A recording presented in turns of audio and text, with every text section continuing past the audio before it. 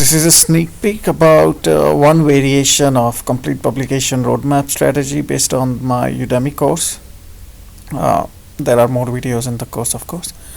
Um, so in this, we talk about the research strategy for non-PhD professionals. The summary is that if you want to go for high quality, more Scopus, you should aim for like 10 paper, but I would suggest go for 20 and mix it up with medium quality and high quality. You should get 50 plus citation from independent researcher. If you buy citation, it's very easy to pick it up because the citation shows up in Web of Science. It shows up in Clarivate, so those fake citations would not show up. Peer review start with 10, media coverage start with 5.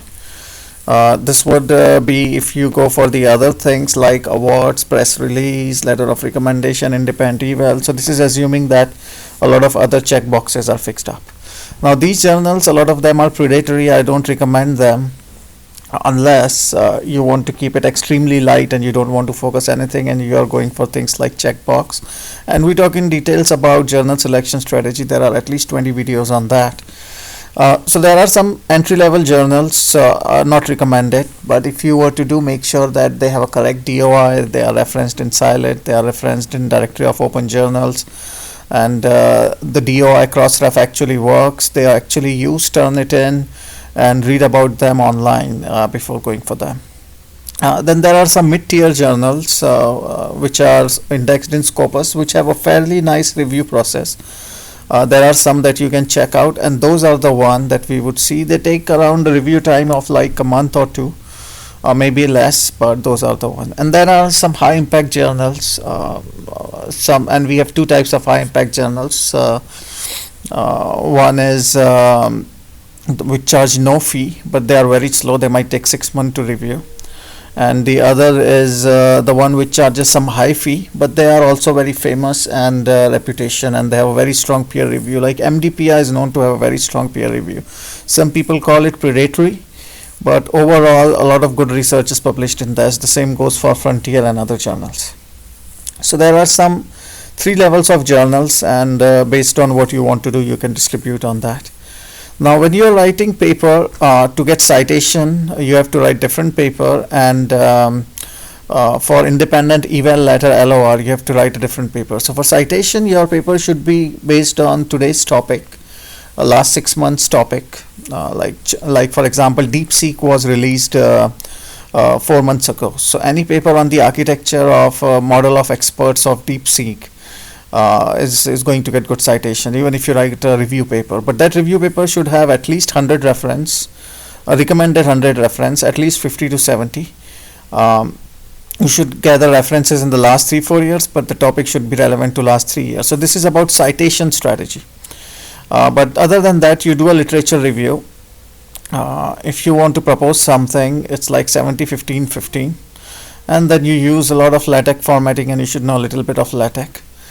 Then you can also go for collaborative framework versus individual framework, and you can also go for collaboration from PhD students. You can go for collaboration from India, people from there, a team there.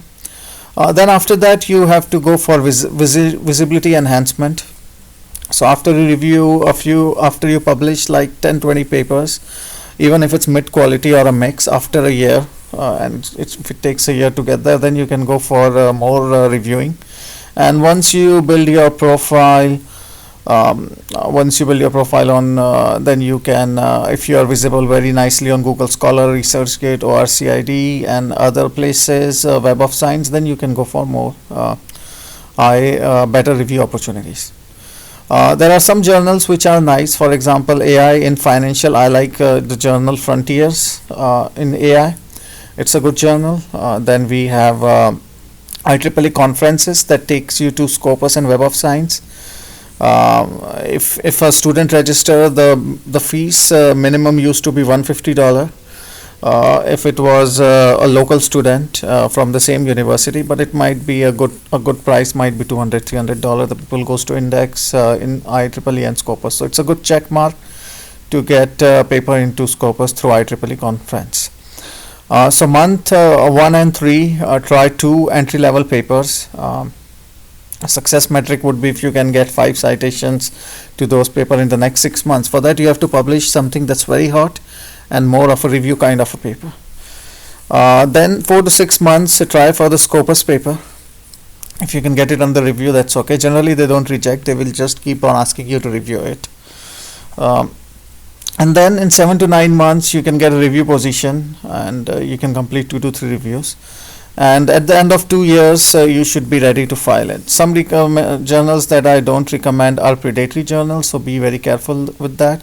I'm going to upload some sample LaTeX code and some sample charting code on my GitHub, mostly generated by GenAI, so you can check that as well.